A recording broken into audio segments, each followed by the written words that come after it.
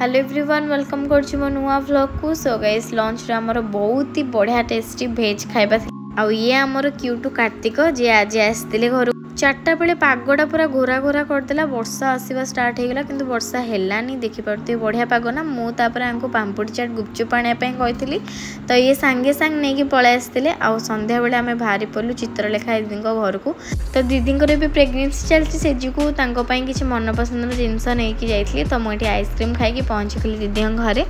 ये होती आम क्यूटी पाई दीदी एंड आम हैंडसम भाई आठी आम टिक्की मामुनी को देखिपे।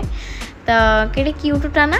तो मत तो किसी भी कहून था आराम से मो कथा गुरा शुणु थाए। तापर संगे कथबार्ता होगी देखा करी आम पलि आसलु घर को। आसला बेलू आम कलु डिनर हाईवे किचन रे जोटा बहुत ही टेस्टी होता।